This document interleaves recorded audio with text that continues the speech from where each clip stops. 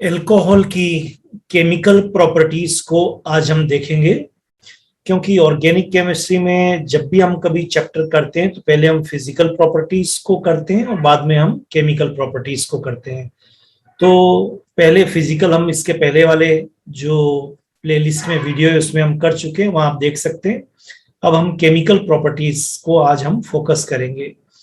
तो पहले तो हमको ये मालूम होना चाहिए कि जब हम ये केमिकल प्रॉपर्टीज को देख रहे हैं तो एल्कोहल का नेचर कैसा होता है एज ए रिएजेंट किसी भी केमिकल रिएक्शन में। तो तीन बातों पे मैंने सर्कल किया है। नेचर ऑफ एल्कोहल मतलब कैसे होगा वो when itself act as a reagent in any chemical reaction. तो ये दो चीजों पे हमको फोकस करना है कि उसका नेचर कैसा होगा और एज ए रिएजेंट वो किस तरह से वर्क करेगा। ठीक है, इसको हम देखना चाहते हैं। चलिए देखते हैं।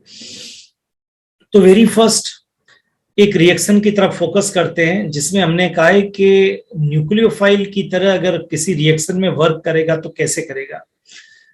अब आपको सबसे पहले यह आना चाहिए कि what is the meaning of nucleophile. Nucleophile का मतलब है कि जो इलेक्ट्रॉन को प्रोवाइड करवाएगा या फिर उसको डोनेट करता है। तो हम बहुत सिंपल सा आपको समझ में आ जाए इसलिए उसको हम डोनर लगा देते हैं यहाँ पर। ठीक है, बराबर डोनर की तरह काम कर रहा है। तो किसी भी रिएक्शन में अगर कार्बन जो है वो आपका डेफिशिएंट है, मतलब जिस पे इलेक्ट्रॉन ये प्लस चार्ज अपने आप में बता रहा है कि इस पे इलेक्ट्रॉन का डेफिशिएंसी है, तो फिर alcohol as a nucleophile work करेगा, अपने इलेक्ट्रॉन जो लोन पेयर है उनको देगा। तो ये प्लस चार्ज को रिमूव करके अपने ऊपर प्लस चार्ज लेगा। देखिए ले लिया इससे प्लस चार्ज, क्योंकि यहां इसने अपने इलेक्ट्रॉन को देके एक बॉन्ड बना लिया। ये बॉन्ड बनाया उसने। जब यहां उसने बॉन्ड बनाया है तो उस पॉजिटिव चार्ज को कार्बन से गायब करके अपने ऊपर ले लिया, क्योंकि अब ये डोनर हो गया। एंड फाइनली H प्लस को लेकर ये प्लस यहां से बाहर निकल जाएगा और यहां जो दो इलेक्ट्रॉन है वापस इस ऑक्सीजन के ऊपर आ जाएंगे, तो यू विल गेट ईथर। तो ये जो RORC बना है ये वास्तव में ईथर है आपका। पर आपको मैं ये बताना चाहता था कि यहां पर एल्कोहल ने वर्क एज ए न्यूक्लियोफाइल किया है। क्लियर, यही बात हम यहां पर कर रहे थे कि किस तरह से वो वर्क करता है। तो मैंने कहा है कि alcohol work as a nucleophile in this reaction. ठीक है, अब हम इलेक्ट्रोफाइल की बात करेंगे कि अगर कभी करना पड़ा तो इलेक्ट्रोफाइल की तरह कैसे बात करेंगे। इलेक्ट्रोफाइल का मतलब होता है कि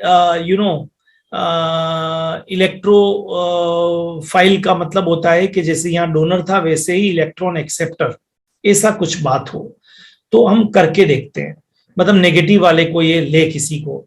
तो एक रिएक्शन देखते हैं जिसमें प्रोटोनेशन हो रहा है। प्रोटोनेशन तो डेफिनेटली इसको H प्रोटॉन अटैक करेगा, जिसको हम इलेक्ट्रोफाइल कह सकते हैं, और ये लोन पेयर देने वाला है तो ये लेगा और ये प्रोटोनेटेड एल्कोहल बन गया। लेकिन अब कहानी स्टार्ट होती है रियल। इस प्रोटोनेटेड एल्कोहल के ऊपर ये आपका Br माइनस अटैक करता है, क्योंकि मैंने आपसे कहा है कि this alcohol act as a electrophile. तो एल्कोहल इलेक्ट्रोफाइल कब होगा, जब इस पे पॉजिटिव चार्ज आएगा, और वो पॉजिटिव चार्ज आने के लिए एसिडिक मीडियम चाहिए, तो ये प्रोटोनेटेड हो गया। तो नाउ दिस बिकम इलेक्ट्रोफाइल। और आपको जब मैंने कह दिया है कि अब ये इलेक्ट्रोफाइल है, मतलब नाउ रिक्वायर्ड इलेक्ट्रॉन्स, अब इसको इलेक्ट्रॉन चाहिए। तो protonated alcohol itself act as a electrophile. Protonated alcohol पे ये प्लस चार्ज आ गया है, इसलिए ये जो एल्कोहल है वो आपका इलेक्ट्रोफाइल की तरह टेक वर्क करेगा।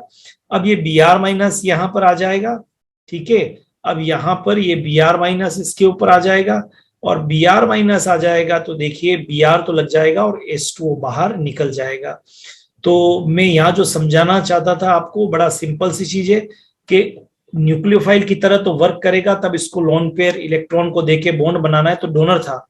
बट इलेक्ट्रोफाइल की तरह वर्क करने के लिए पहले इसको प्रोटोनेटेड होना पड़ेगा और फिर H2O निकल जाएगा, और ये इलेक्ट्रॉन Br माइनस, मतलब Br माइनस, ये प्लस चार्ज आ गया तो alcohol act as a electrophile.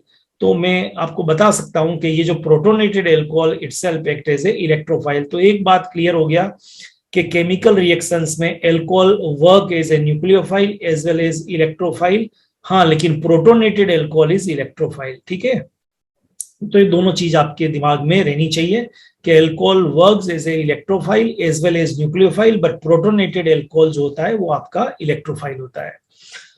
अब रिएक्शन ऑफ एल्कोहल्स की बात करते हैं, तो रिएक्शन ऑफ एल्कोहल क्लीवेज पे डिपेंड करती है। एल्कोहल का फॉर्मूला आप जानते हैं, ROH COH। तो या तो CO बॉन्ड का क्लीवेज होगा तो पार्टिसिपेट करेगा OH। देखो मैं फिर यहां पर और क्लियरली थोड़ा सा बड़ा लिखते हैं इसको, तो आपको समझ में आ जाए। ROH, सोचो, अगर सोचना है आपको, अगर इस बॉन्ड का क्लीवेज हुआ तो ये नेगेटिव बचेगा और रिएक्शन में पार्टिसिपेट करेगा H+ जो पॉजिटिव होगा। क्लियर? अगर ऐसा नहीं लिखना है और मैंने कहा कि इसको तोड़िए, इस बॉन्ड को यहां से तोड़िए, तो कार्बोकेटायन और OH- जो है वो रिएक्शन के अंदर पूरे के पूरा पार्टिसिपेट करेगा। तो ये दो तरह का हो गया। क्लीवेज ऑफ CO होगा, अगर मान लो ये CO है तो OH will be participate in the reaction, लेकिन क्लीवेज ऑफ OH होगा तो H जो है वो पार्टिसिपेट करेगा। तो पहले आपके दिमाग में क्लियर हो जाना चाहिए कि भाई देखिए दो चीजें हैं, और दो चीजें ये है कि अगर ये जो आपको एल्कोहल दिया है, ये एल्कोहल में अगर OH बॉन्ड टूटता है तो रिएक्शन में H+ पार्टिसिपेट करेगा, और अगर CO बॉन्ड टूटता है ये वाला तो रिएक्शन में OH पार्टिसिपेट करेगा। ये आपका कॉन्सेप्ट क्लियर होना चाहिए। ठीक है, कॉन्सेप्ट क्लियर करते हुए आगे बढ़ेंगे तो अच्छा रहेगा। तो रिएक्शंस क्लीवेज पे स्टार्ट करिए। अब रिएक्टिविटी ऑफ OH बॉन्ड, पहले OH बॉन्ड का क्लीवेज देखते हैं इन एल्कोहल्स, है ना। तो ये पूरा एक सीक्वेंस आपको आना चाहिए। पूछा है रिएक्टिविटी ऑफ एल्कोहल्स, आपसे पूछा है reactivity of alcohols in OH bond. ठीक है, रिएक्टिविटी ऑफ OH बॉन्ड के दो आप, बेटर रहेगा। मतलब किसमें ये बॉन्ड जल्दी टूटेगा और किसमें देरी, जिसमें जल्दी टूटेगा वो ज्यादा रिएक्टिव होगा। ठीक है, क्लियर? तो हम यहां पर बोल देते हैं cleavage of which bond? OH bond. जिसमें फास्ट होगा वो एल्कोहल ज्यादा रिएक्टिव होगा। तो दिस इज 1 डिग्री एल्कोहल, क्योंकि ये जो OH ग्रुप है ये आपका 1 डिग्री प्राइमरी कार्बन पर एसोसिएट है। दिस इज 2 डिग्री और secondary alcohol, because OH associate directly attach है, वो सेकेंडरी से है। और ये जो है आपका दिस इज टर्शरी, क्योंकि ये जो OH ग्रुप है आपका वो टर्शरी कार्बन से एसोसिएट है। तो हमने कहा है primary is more reactive than secondary is more reactive than tertiary. किसमें? Cleavage of OH bond. Cleavage of OH bond में 1 degree is more than 2 degree is more than 3 degree. ये मैंने यहां पर बताया। अब क्यों होता है उसको देखना है, क्योंकि एक और चीज को क्लियर करिए कि अगर OH बॉन्ड क्लीवेज होगा तो कौन पार्टिसिपेट करेगा? H+। और H+ एसिडिक नेचर को बताता है, क्योंकि जो H+ देंगे उसको बोलेंगे एसिडिक। तो acidic strength of alcohol is directly proportional to -I and inversely proportional to +I। पहले एक एक को लेते हैं। एसिडिक स्ट्रेंथ ऑफ एल्कोहल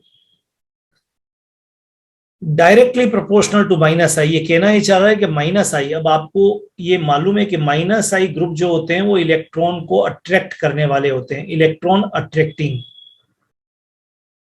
ठीक है, पूरी केमिस्ट्री में बार बार आएंगे, आपको याद रखना है -I ग्रुप। जैसे NO2 आपका -I ग्रुप है, फ्लोरीन आपका -I ग्रुप है, COOH आपका -I ग्रुप है। मतलब ये सब इलेक्ट्रॉन को पुल करने वाले, लेने वाले हैं। लेकिन +I ग्रुप की अगर बात करेंगे तो ये इलेक्ट्रॉन डोनर या रिपेलिंग ग्रुप के दो आप, है ना।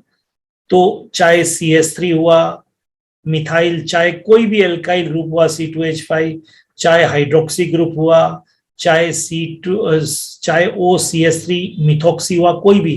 तो ये आपको भूलना नहीं है, ध्यान रखिए। ये कुछ चीजें ऐसी है जिन पे आपको फोकस करना ही पड़ेगा। जैसे पहले मैंने कहा है -I, तो ये -I को नहीं भूलना है, ये -I है। दूसरा मैंने आपसे कहा के प्लस आई, तो ये प्लस आई के लिए है, इसको नहीं भूलना है, ठीक है। ये ग्रुप दोनों याद रहने चाहिए। अगर ये याद है तो दिक्कत कम आएगी। अब आप देखिए एसिडिक स्ट्रेंथ, मतलब कह रहे हैं कि अगर उसमें माइनस आई ग्रुप होंगे तो एसिडिक स्ट्रेंथ को इंक्रीज कर देंगे, और प्लस आई होंगे तो उसको डिक्रीज कर देंगे। अभी करके भी देख लेंगे। तो प्लस आई ग्रुप इंक्रीजेस बराबर cleavage of OH bond decreases. यही तो कहा है भाई, प्लस आई ग्रुप होगा तो एसिडिक स्ट्रेंथ कम होगा, मतलब एसिडिक तो तब होगा जब क्लीवेज होगा, क्लीवेज ही कम होगा, एसिडिक स्ट्रेंथ डिक्रीजेस। और अगर इसका उल्टा लिखना हो तो मैं इसकी जगह लिख सकता हूं माइनस आई इफेक्ट इंक्रीजेस किसका, क्लीवेज ऑफ OH इंक्रीजेस और acidic strength of alcohol increases. तो ये दोनों ही चीज आपको बहुत अच्छी तरह से आनी चाहिए, ठीक है। और प्रैक्टिकली एग्जाम देखना पड़ेगा आपको। तो देखिए एग्जाम्पल, ये आपका ध्यान से देखिए, ये आपका एक प्लस आई ग्रुप है, ये थोड़ा सा और पावरफुल प्लस आई ग्रुप हो गया, ये थोड़ा और पावरफुल प्लस आई ग्रुप हो गया, ये थोड़ा सा और पावरफुल प्लस आई हो गया, कार्बन बढ़ रहा है। हमने कहा है प्लस आई ग्रुप इंक्रीजेज, लिखा था यहां पर cleavage OH decreases, acidic strength decreases. तो सबसे ज्यादा एसिडिक कौन सा हो गया, methanol, then ethanol, then propanol and then butanol.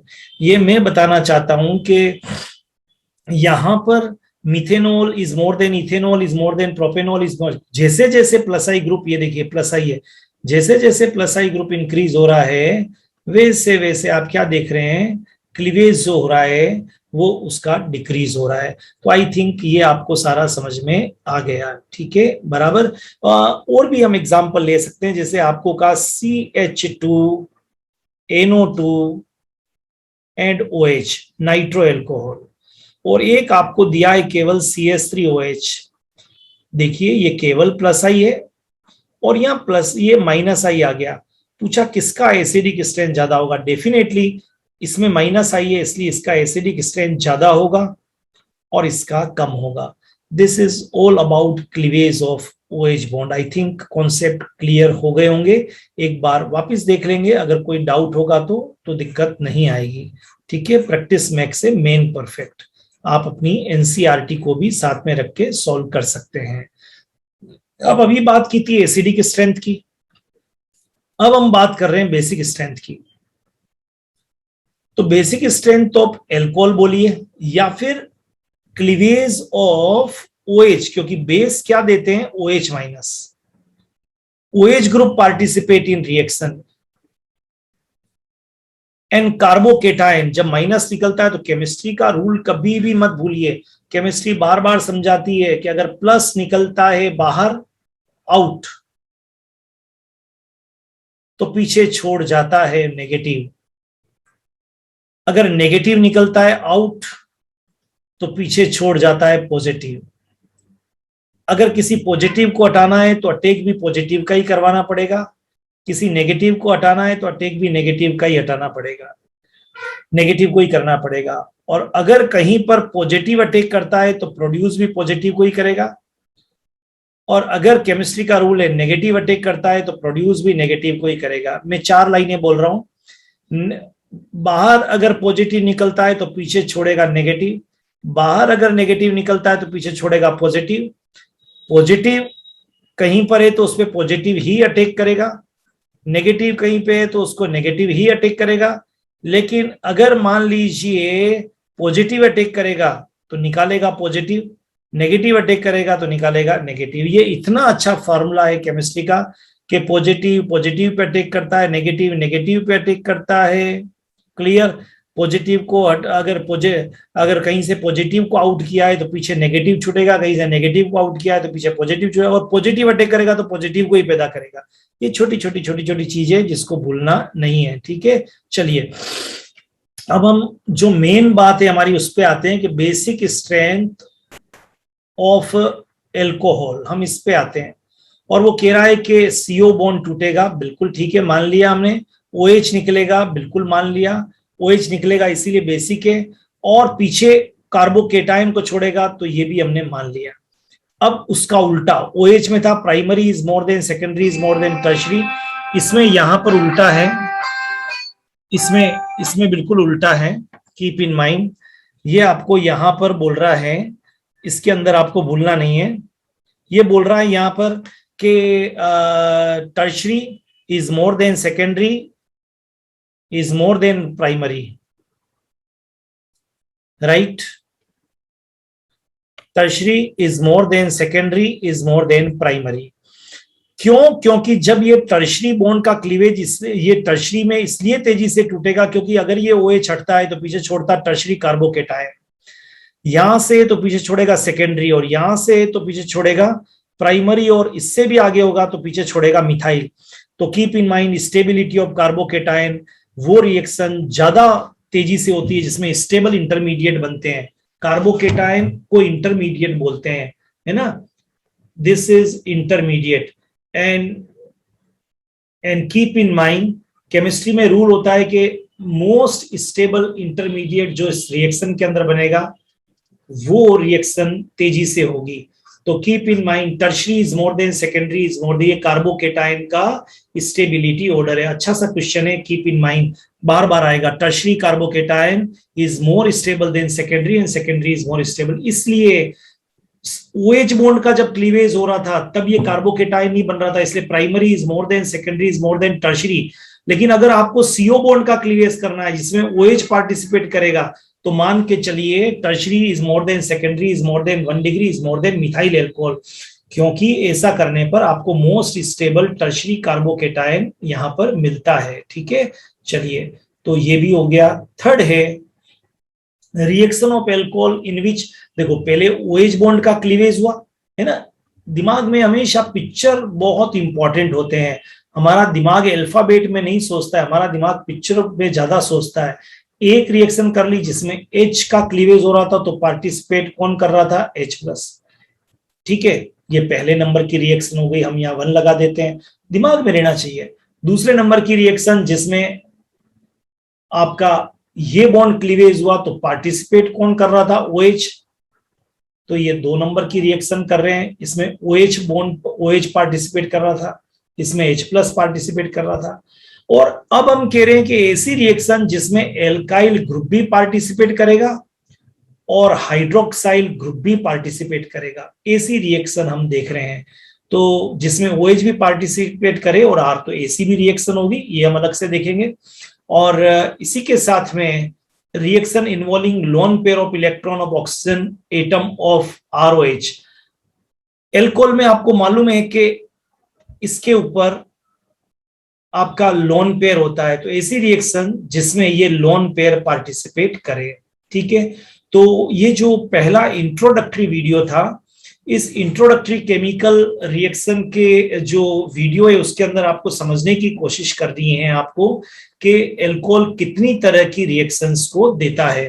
तो अच्छी तरह से इस वीडियो को देखिए और फिर हम अलग अलग एक एक तरह की रिएक्शंस जो है उनको हम चालू करेंगे। ठीक है, तो एक बार फिर मैं बोल देता हूं, ये एल्कोहल की केमिकल रिएक्शन का एक प्राइमरी वीडियो था जिसमें आपको हमने बताया कि एल्कोहल के अंदर जो प्राइमरी, सेकेंडरी, टर्शरी और जो मिथाइल एल्कोहल होता है उसमें एक जो केमिकल रिएक्शंस होती है वो OH बॉन्ड के क्लीवेज से होती है, तो H+ पार्टिसिपेट करता है। दूसरी जो रिएक्शन होती है वो CO बॉन्ड का क्लीवेज होगा, तो OH पार्टिसिपेट इन रिएक्शन।